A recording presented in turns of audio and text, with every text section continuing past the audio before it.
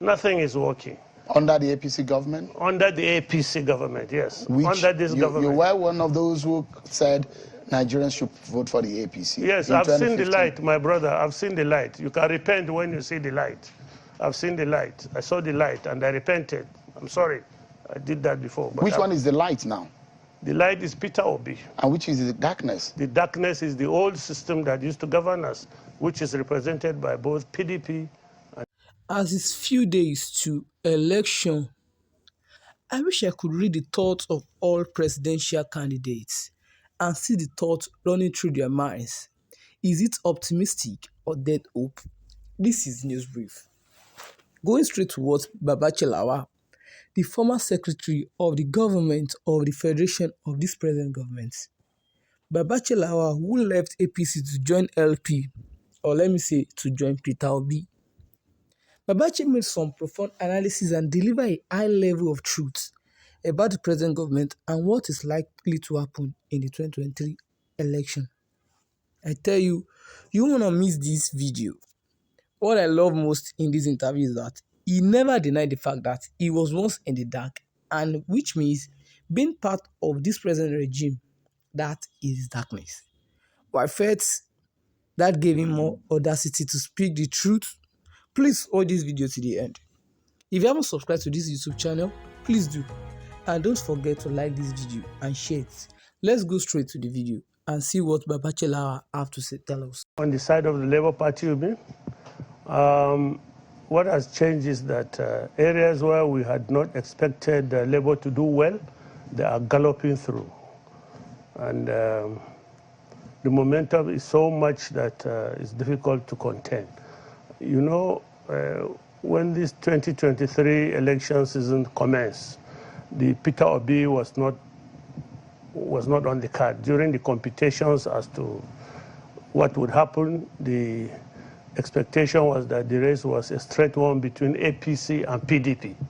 Then out of nowhere, Peter Obi comes in, and then followed by Rabiu Kwankwaso.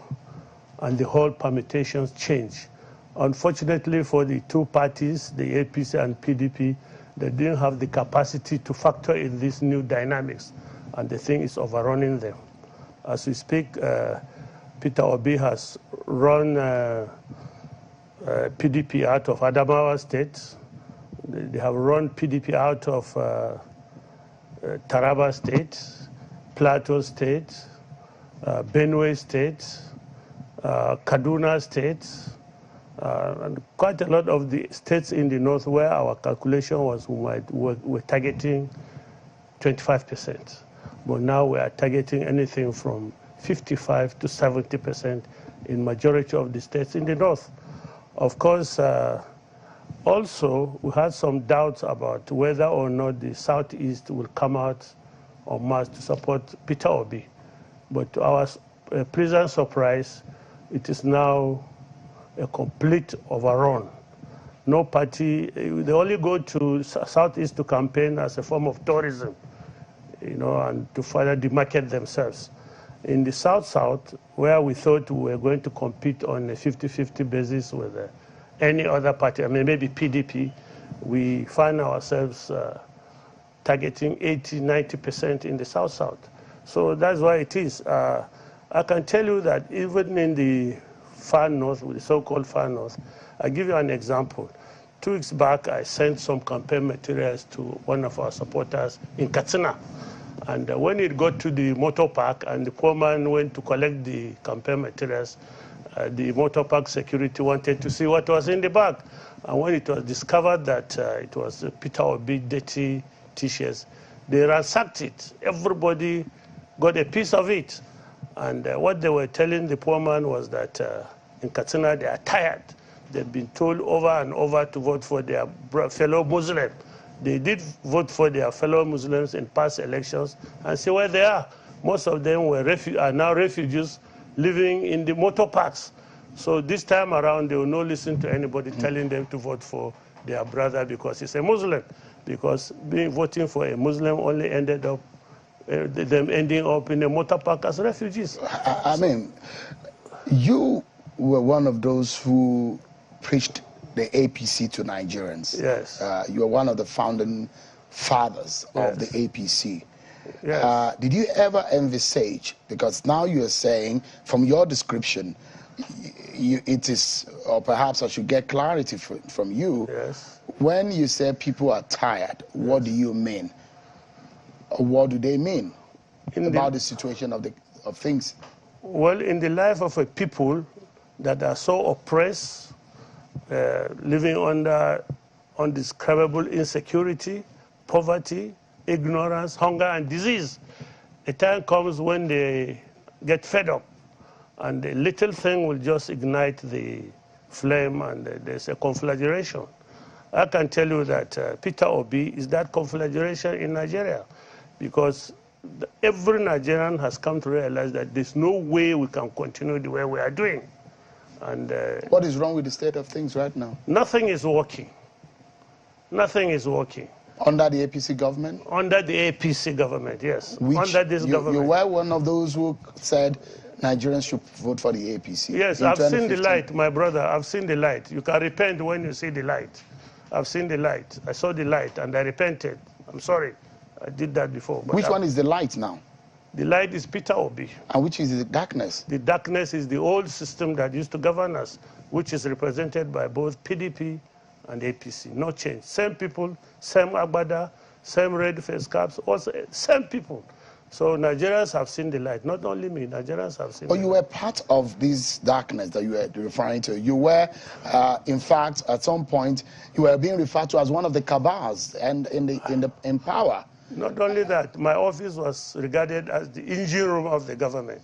But as I said, you can see the light. You can repent. A sinner does repent, doesn't he? You had one of those the building blocks of the APC. Yes. What went wrong? Well, the government didn't function very well. I don't know what. Something has gone wrong. Because really, government was expected to handle the insecurity. As we talk, I must be very realistic to you. I'm from Adamawa State, and there's no route to which I travel to Yola feeling safe. There's no route in and outside Yola that your car cannot sink into a pothole that you can't see it. Nothing has happened in terms of infrastructure in Adamawa State. Well, security a little bit, it has improved, but it has changed dimensions. We in those days bothered about Boko Haram. Now it is so-called insurgents, faceless people, you don't know who they are. They ransack your farm, they kidnap your people en masse. You pay ransoms, money that you don't have. So things have changed. But you are one of those who said that President Buhari and the APC had the magic to solve the problem of Nigeria. I was. Peter, get your... No, the question is that, is it the President Buhari's capacity or something is around him that is not making things work, according to your permutation right now? I can tell you this. I know President Buhari very well, even long before he became president, and most Nigerians also knew him. And the expectation was that based on his antecedents as a former governor of Borno State, former minister of petroleum, and then president, he had shown a remarkable sense of ability to rule. And every Nigerian had hoped that 2023 will be, because by 2025, 2015, we were almost at the same level we are at this time around. People were fed up. But when he got in, I think the president has issues with his lieutenants about who executes the orders he gives and who executes the policies that he makes. And that is really my own side of you think things went out of his hands? Things are out of his hands. There's no running away from that fact. I say it. There are power behind the powers, right? There are people that don't take the orders they are given. As soon as they leave where the order is given, they go and do different things. Are these the cabals? There's nothing like cabal. Cabal. There's no government that doesn't have an inner caucus. There's no government. Are these the people who you think are spearheading? There are people who have the ear of the president, to whom president by functionality, their functions in government ought to do things, but they are not doing what the president tells them to do, or what the president expects them to do, or what the society itself expects them to do.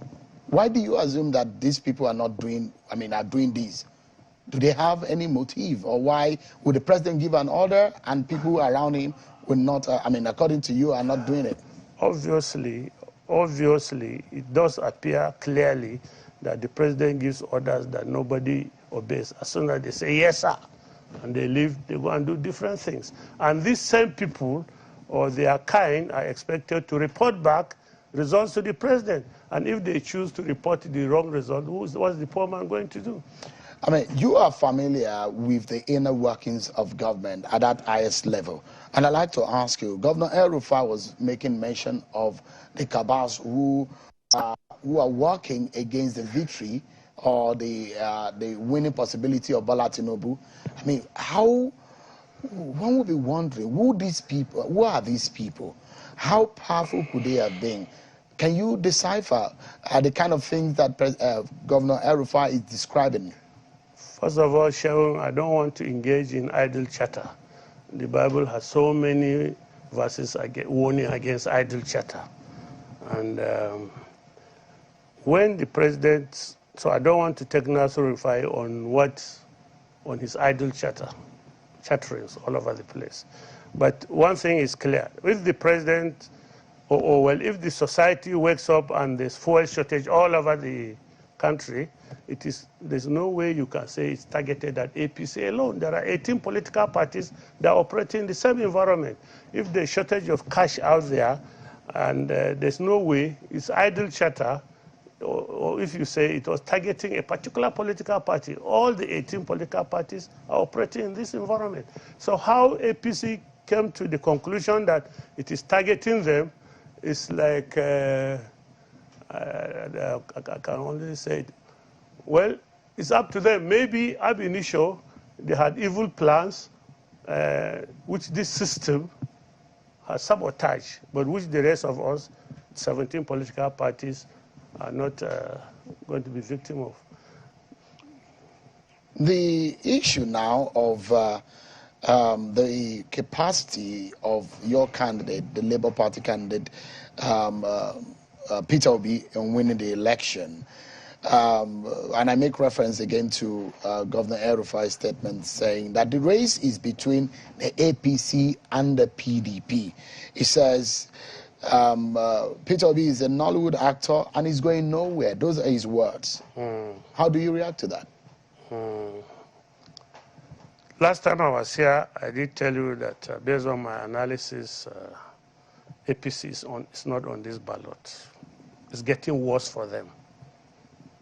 And it's only understandable if somebody like Nasir Rufai goes hysterical, calling people names. It's understandable, you know. And but basically, people of your height persuasion are known to be hysterical when things don't go their way. So as I said, I don't want to engage Nasir Rufai in idle chatter, but I am confident. I mean, let's stay on what he said, rather than the personality. He has right to his own views, anyways. Yeah, that is the idle chatter I'm talking about. But I mean, you can express your views. Yes. Could that be seen as an idle chatter too? Of course, if it's idle chatter, it is. But if he says that the race is between the APC and PDP, is that an idle chatter? I can give you my own statistics. Please go ahead. I said here that the areas where APC was hoping to cash in, Atiku has chased them out of town.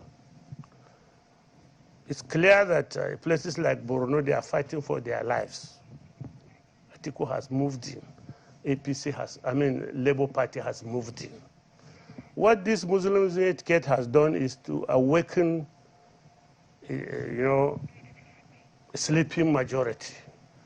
People who never felt they had anything to gain in the political system because they were busy. They had the view that the voting for anybody is moving from one suffering to another. But now they have woken up. Somehow, this APC ticket has woken up people and has exposed APC's failure and has managed to create a link between PDP and APC as those who have been ruling us for years, and the consequence of which we are suffering the way we are doing. So every Nigerian is now determined to have a say in this election, And those who, Nasser Rufai, for example, claims that the Christians were not many, that northern Christians are nothing, they are not many. I want him to wait for 25th February, and he'll see the shock of his life. You know, when he goes around banding about 5 million, 6 million votes in Kano, he forgets that in that 5 or 6 million, Igbos are about 1 million. Igbos alone, resident in various towns in Kano State. And for the first time, because of the insecurity that his government and their type have created, people couldn't travel to their villages to go and register as it used to be. They register where they are. Those factors will play out in this election. Those factors. It's a mistake for you to say that 6 million registered voters in Lagos are all Yorubas. They are not. They comprise Hausas, Igbos, Ibibios, Kanuris, all sorts of people. Those people will vote where they are at. So that 6 million he's boasting about, close to 1 million are Igbos. And I'm sure, I don't think he can boast that those people will vote APC in Kano. Why does, poll after poll, Peter Obi is ahead. Although that those who have criticized the result of some of this poll, why does some of the opposition believe that those polls are inaccurate and Peter Obi does not have a chance? Because they are living, they have a sense of delusion. Naturally, for every politician that is contesting for election, he thinks he would win. That's why he's contesting. But it gets to a point where you are living under delusion. You don't want to see the facts and accept them as the facts. So the only way I see it is delusion. And like my friend, Bola, for obvious reasons, he has a lot of money that he has been pumping in, and people are after that money, and they continue to feed him with what he wants to hear. For a man who says his life ambition is to be president, any information that you give him that will reinforce that view to him will raise more money for you. So they create a sense of delusion, which only they see the results, but no other person does. It's delusion. How difficult was it for you to switch allegiance? It wasn't difficult. It was a matter of principle, really. You know, Bola, as you all know, has been my friend for years, and I've been involved in building up his political system up to a stage. By the time we got to the National Convention of APC, I was actually one of the key members of the system. But as a Christian, as a Northerner, I know the persecutions we suffer on account of us just being Christians. And I felt that now you need to know what the conditions we are living under in the north here as Christians. As you are very well aware, we don't get CO to build churches. And as a common example I used to give, out of 27 federal universities, including the police college and the army and the Air Force, 27, there are only 5 Christian vice chancellors. And similarly for polytechnics, there are only 5 polytechnic rectors. Of 21 colleges of education, for example, there's only 1 provost. Now, the consequences of that to us is that your son, as a Christian, applies to go and read medicine in the university, and he gets 300 credits, for example. He gets to read microbiology, whereas the other people, the other guys, non-Christians, if I want to call them the Muslims or whatever else are their religion, if they get 200, they get to read medicine.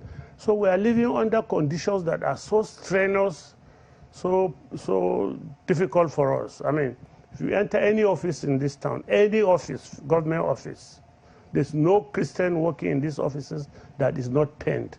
You interview him, you say the story, sir, they don't send us on course because we are Christians. Sir, we don't get promotion because we are Christians. Sir, they don't send us on outstation duties so that we don't get allowed because we are Christians. Every northern Christian is feeling constrained, is constricted, no matter your effort. So it got to a stage we felt something must give. And you see, by the grace of God, you know, God works in miraculous ways, they say. God comes and drops on our laps the Muslim ticket. which we consider as the final and conclusive seal of approval of our conditions, and we would not accept it. I mean, it was like a challenge from God. You cross this line, we are finished. So I felt that since all my people, my brothers, my sisters, my colleagues, people we grew up with and so on and so forth, were feeling constrained in doing a Muslim ticket. I mean, you don't lead the people that are not following you. You only end up leading yourself. So I turned back and I look at every Christian in the north will not follow me today, a Muslim ticket. So who am I leading?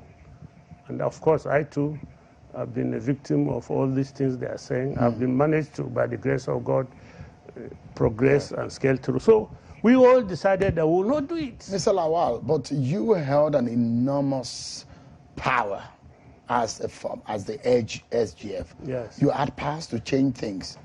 Why was it difficult for you to do it? Let me tell you, even when you become, like President Muhammadu Buhari appoints me as secretary to the government, a lot of them felt that I should be grateful for that privilege, that I don't merit it. It's just a privilege.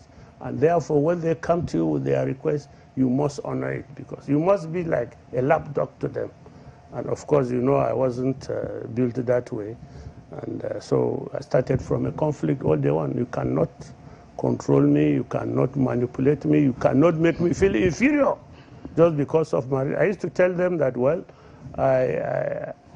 I'm educated, I was an engineer, I'm an engineer, I have every right to be SGF. I worked hard for Buhari to win the election, I had every right to be SGF. And just because I'm a small tribe and a Christian doesn't disqualify me. So it was difficult for you to change things around? It was a war. I can tell you, the day I took over the office, there were some people I know who swore that they must get me out of office. So now I'd like to ask you, one of the evils of, or the clutches around the wheel of progress in government, and you will see the Oronsai report as reviewed as much, is the process and the structures of government, the civil service and all of that. Yes. You think that your candidate, Peter Obi, has a chance of winning this election. What is your biggest fear in that strata, the government, the civil service, that you think may hold him back? The way I see it, I illustrate it to you by example. Some 3 years ago, some nomadic herdsmen, I think they are Fulanis, entered my farm, eating up my crops. They poured their cattle onto my farm. Luckily, I was there. We chased them out and arrested about 4 of them and took them to the police station. At the police station, they were boasting. They were boasting. Don't you know that this is our government? Do you think that we can come here without somebody authorizing us to do? Of course, as a former AGF, I knew they were just talking nonsense. Nobody could have told them to enter my farm. But they had the perception that because they are Fulanis and their brother is in government, they could do whatever they liked.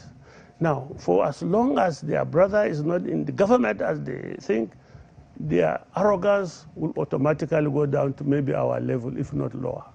So it is important that we fight this arrogance of both the privileged and the underprivileged by thinking that they can do whatever they want to do and get away with it without this.